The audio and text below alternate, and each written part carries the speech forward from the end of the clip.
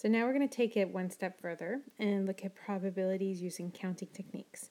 So we can use various methods for determining the theoretical probabilities of successive or multiple events.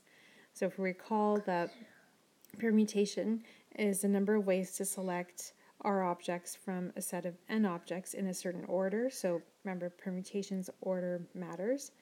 And for combination, order does not matter. It's the number of ways to select R objects from a set of N objects in any order. So let's do an example.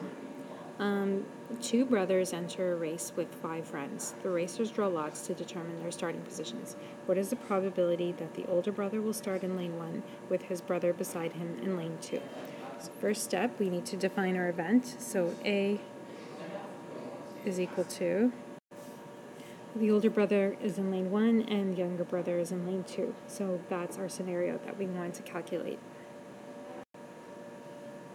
So we know that your probability of A happening is the number of ways A can happen over your total number of ways. And so how many ways can the older brother be in lane 1 and the younger brother be in lane 2?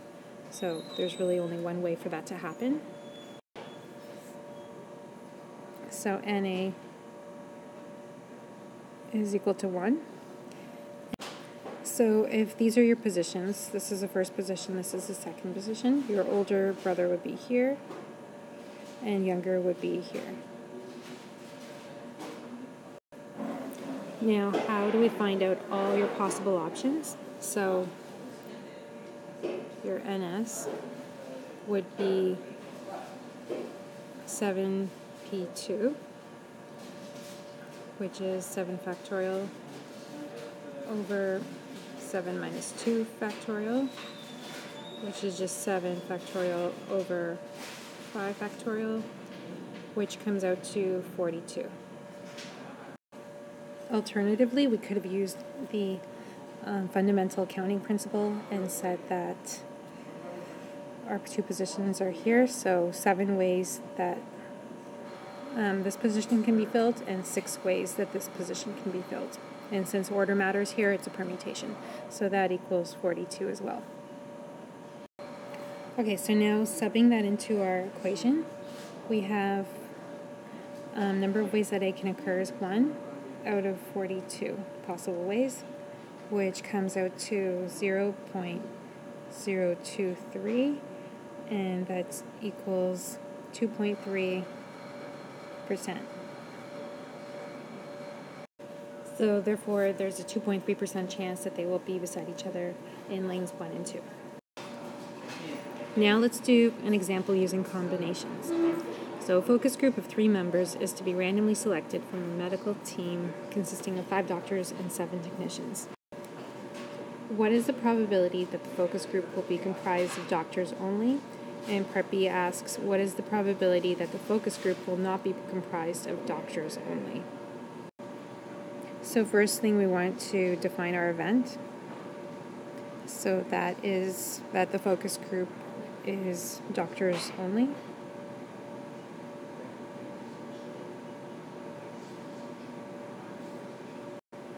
And we know that the probability of A happening is the number of times A happens over number of total outcomes.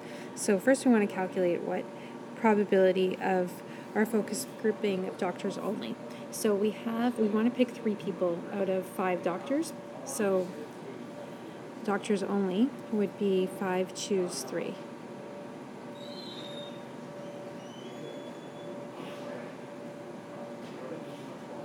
Sorry, I'm a perfectionist. Okay, that equals, I'll just do the formula. 3 factorial and then 5 minus 3 factorial, so that gives you, or you could just use your calculator, 10. Okay, so now to figure out your total number of options, your NS, we have 12 technicians and doctors to choose from, so 12 choose 3 So that can be anybody, technicians or doctors. So that's your total ways that you can pick from this group of people. And that gives you 12 factorial over 3 factorial, 12 minus 3 factorial.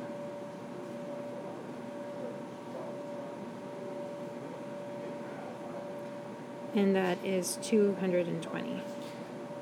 Okay, so now going back to our probability formula, we can sub these values in. So we have 10 over 220, which reduces to 1 over 22, which is 0.045. Or 4.5%. So for part B, it asks, what is the probability that the focus group will not be comprised of doctors only? So that's going to be the complement of A, so not A. So in case of B, the easiest way to do it is to remember that the probability of not A happening is equal to 100%, minus P of A. So that's equal to 1 minus 0.045. So we're looking for the leftover. So if we had 4.5% as the probability that the group will be doctors only, we want to find out the remainder of that. And that's going to give us 0.995 or 99.5%.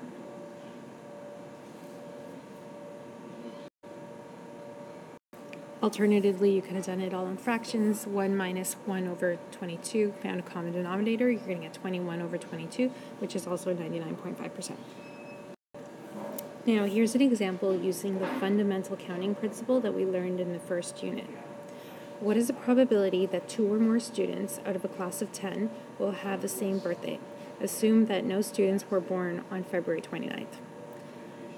So we have 365 days a year. And our hint here is the simplest method is to find the probability of the complementary event that no 2 people in the class have the same birthday, and then from that we're going to figure out what the probability is that 2 people will have the same birthday.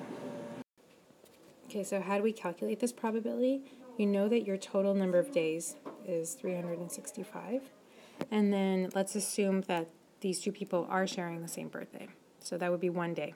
So we're going to take that day away, and then the chances of them not sharing that birthday is 364 out of 365 because we've eliminated that 1 day where they share that 1 birthday.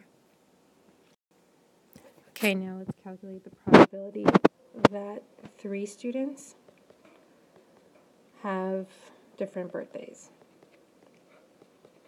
So that would be the same as 2 people having the same birthday times take away 1 more day.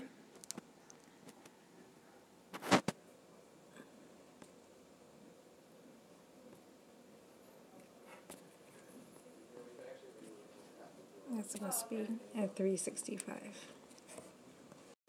So now let's do the same thing for 10 students. So the probability of 10 students having the same birthday would be,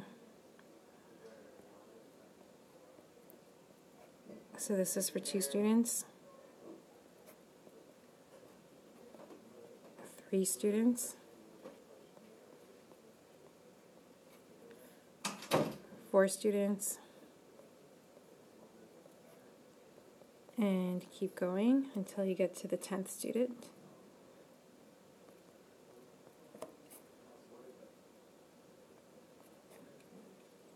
And that comes out to 0.883 or 88.3%. Okay, so that gives us the probability of 10 students having different birthdays, and now we want to figure out the complement of that event. So the probability of 10 students having the same birthday would just be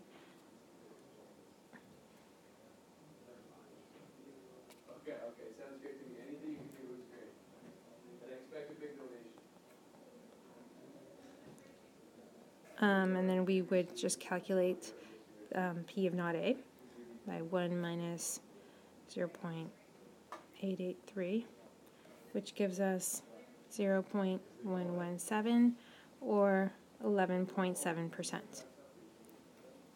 So 11.7% of having 10 people share the same birthday.